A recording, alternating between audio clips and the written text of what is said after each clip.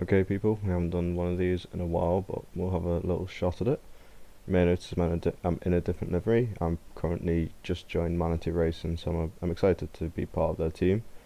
But that aside, we're here at Road America, my favourite track, in a GTP, so yeah, good week, hopefully, for me.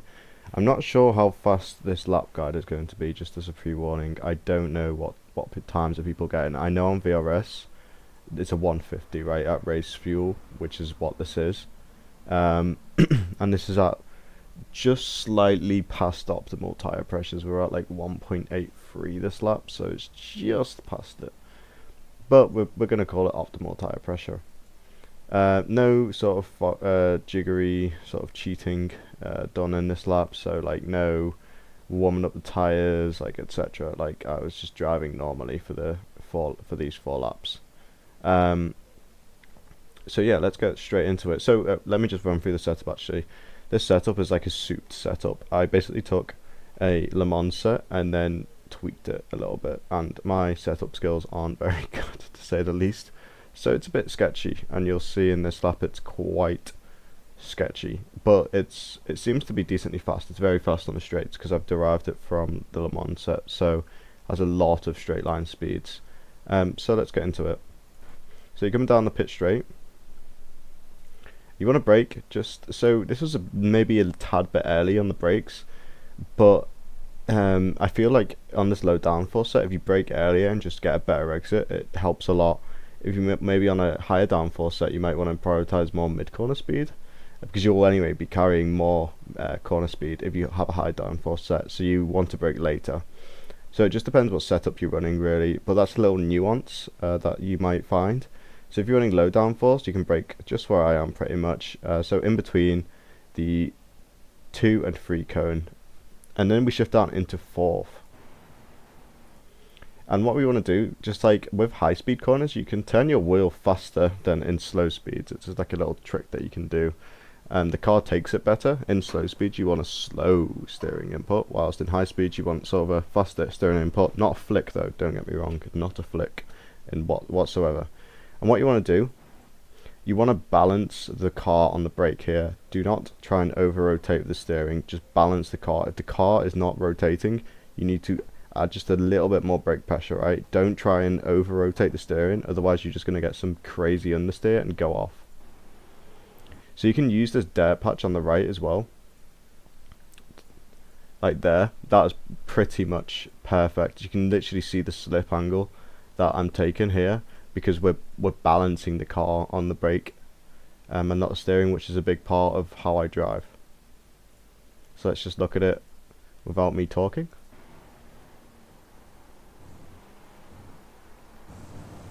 So you can see that the car got spicy around here, and what we want to do, so as soon as you exit this curb, you want to get over to the right as far as possible. You see this little like grey patch here?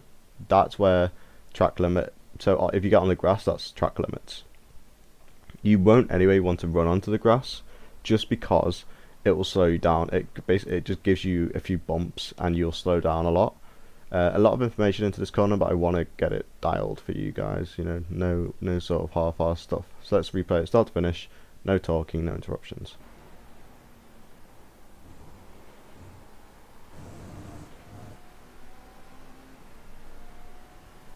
Okay, so for the next braking zone, you want to just go just about before this one board, brake. So brake here, and what we want to do, go into 3rd gear. We could use a bit more track here, which I've just noticed. This is sort of like a thing that I've been doing. I don't know what it is, maybe confidence, but also because the track comes in on itself a little bit here, it has a little bit of a kink almost, so it's quite hard to line yourself up on the very edge of the track. But same again as the last corner, don't use the steering to rotate, but more use the brakes. The brakes are so important here because you need a good exit for the next run. So I'm going to break this down now. So yeah, actually we did use all the tracks, so that's completely fine. Yeah, that was actually pretty good. Maybe a bit more you can use, but it's pretty safe. So 3rd gear, and what you want to aim for is this like curb here. Excuse me. Aim to get your right tires on it. I took a bit of grass, and that's fine, but you need to be careful if you take the grass, because if you accelerate now, you're going to get a bunch of oversteer. So what you need to do is just wait for your rear tires to come back up on the curb and then get back on the throttle, or you can do something called like cadence throttling or cadence or maintenance, whatever you want to call it. So after you've done your trail braking, you can just sort of slowly ramp up the pressure, and as soon as you feel the rear tires get back onto the curb, you're back at full. Well, a bit of a delay there, reaction time, but yeah, so we can iron that out a bit more. But that was otherwise okay for the turn 2. So let's replay it start to finish.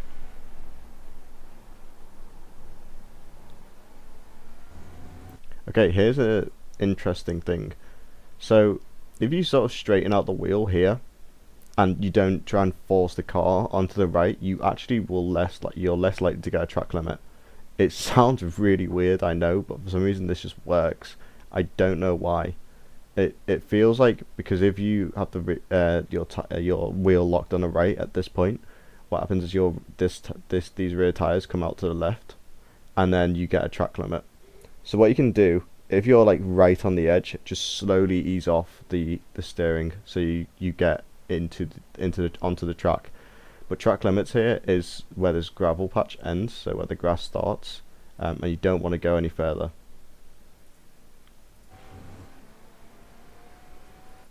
Right. So probably the trickiest braking zone on the Beamer, just because of the rear brake bias, and I like to use a lot of rear brake bias because this car does not turn. My mouse on the floor, sorry. So where you want to brake in between 2 and 3 boards. You could push it a bit later. If you're on a different car, definitely push it later. The BMW just sucks on the brakes, or it's because I love rear brake bias and that just makes it really sketchy on the brakes, but it helps mid-corner. So brake between the 2 and 3 if you're in the Beamer. You can try brake a bit later here and just get over to the right hand side. You can cross and get all 4 tires off this curb completely. Here, that's as much as you want to take, really. Not really anymore. You could experiment, but every time I've tried to take more, it just gives me a track limit. And what you want to prioritize here is just really focusing on that brake release. You want to keep that 1% for quite a while. Boom. You see also the non-linear gradient, so it's not like a smooth release. That's because the car is transferring from over and understeer. I've got a video on that if you want to watch it, if you don't know what that is. And it happens a lot in its corner, especially in the Beamer, because the rears like to lock and slip. So you get oversteer, so you need to release the pressure quickly, and then you get understeer, so you need to increase the pressure, etc, etc. It's like a feedback loop, and it keeps going until you start to exit the corner. So turn in, and you can get onto this like grass patch here, but you don't want to get too far over because there's a dip right there, and if you take too much, what will happen is your car will bounce and then you'll run wide or you'll spin. You do not want to take too much of this. There's a fine line to it, and I can demonstrate it to you. You see it's like it's a pattern almost. It's the grey sort of gravel patch again. You can take that. So we could have taken more this lap. There was a few mistakes this lap, and I'll point them out as we go through it.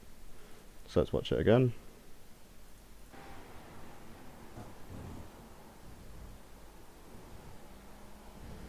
Okay, here we don't want to get onto this at all. The gravel patch, or this gravel here. I don't know what to call that. It's like a dirt patch, isn't it? Don't try and get on it, because as soon as you come back on, you'll get a bump and your car will bounce and you'll lose exit. So I wouldn't use it.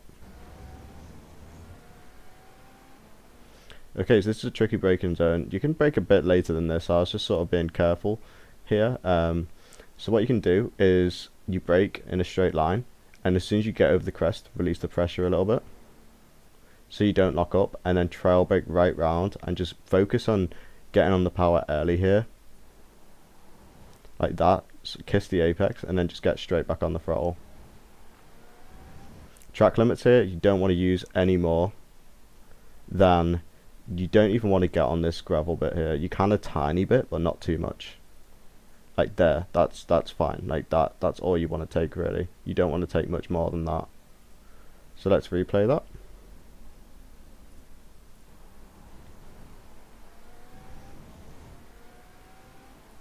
Here it's not flat, so you can either lift early, gain a better exit, or you can lift mid corner and then you sacrifice exit where you get a higher mid corner speed. So it's up to you what you want to do.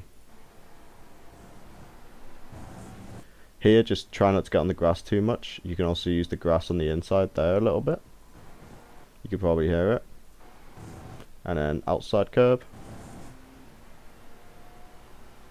Boom, brake at the 2. You could brake a teeny bit later than this. Just you can fine tune braking zones to your liking. This is sort of like this was a safer lap.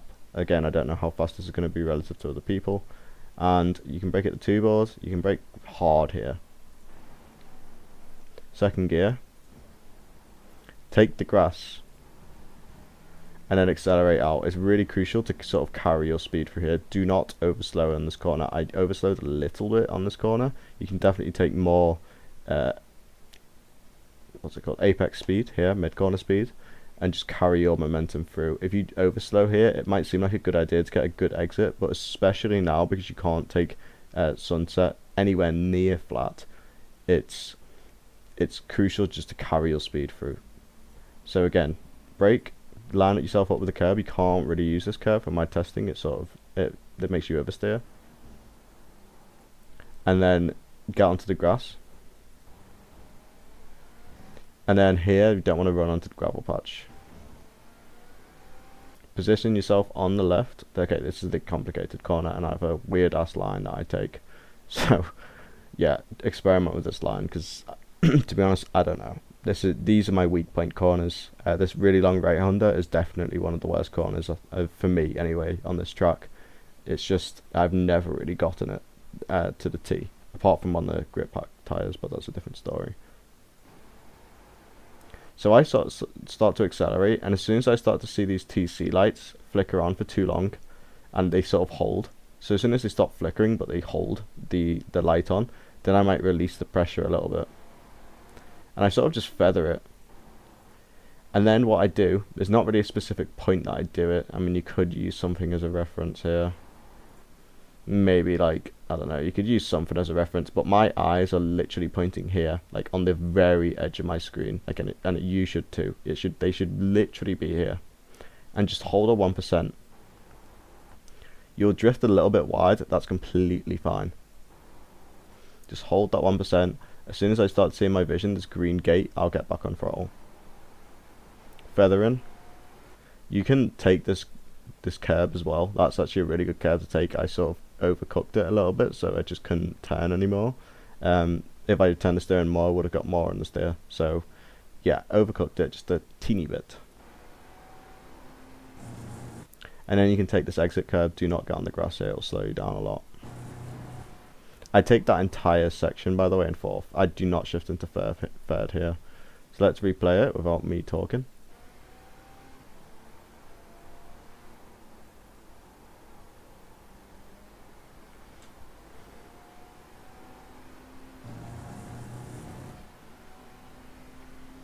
This is flat, quite easily flat. You can, so just get on the left curb and then get on the right curb. And then what you want to do, don't try and use this too much, otherwise you will bottom out. And then same again here. I just like to use this one because it's, I don't know, I find curbs satisfying. Does anyone else think that? Is it just me?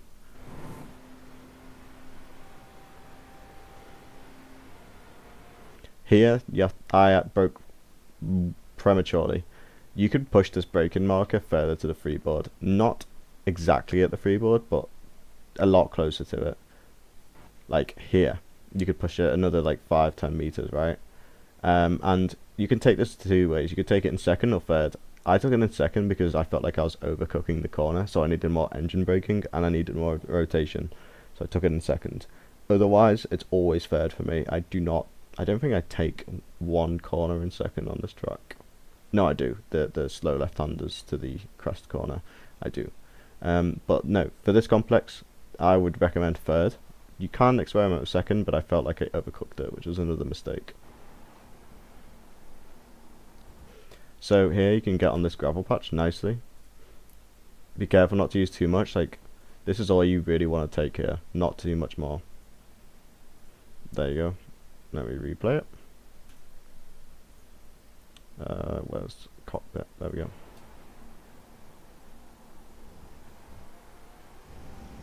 Here, you see the transfer between these curbs. You can only slice past it. Don't try and cut onto the grass, onto the gravel, and then onto the curb here. That won't work. You'll get a track limit. Okay, here, be aggressive with your steering. You can really throw the car in here, especially because it's a high-speed corner and you don't brake. You can chuck the car with the steering, sort of like a rental car. So, get on the right-hand side curb, turn in once the curb ends, hit this curb, modulate the throttle, and then get back on throttle. Try not to use too much of the grass. This is as much as you want to take, really. About there. So you can get onto this gravel, the dirt patch here, and you can sort of ride it out, but there is a bump here, so just be careful of that. Okay, now position yourself on the left. You can enter on the middle and then sort of drift wide and follow it round, or you can position yourself all the way on the left and just follow it round. So it's up to you. But here I brake just before the two board and I shift down into third. And what you want to do is just 1% brake. As soon as you start seeing the exit on the edge of your screen, get back on throttle. Here again, don't try and use too much of the grass or gravel because it will bump you. So this is about as much as you want to take. Let's replay that with me in the cockpit.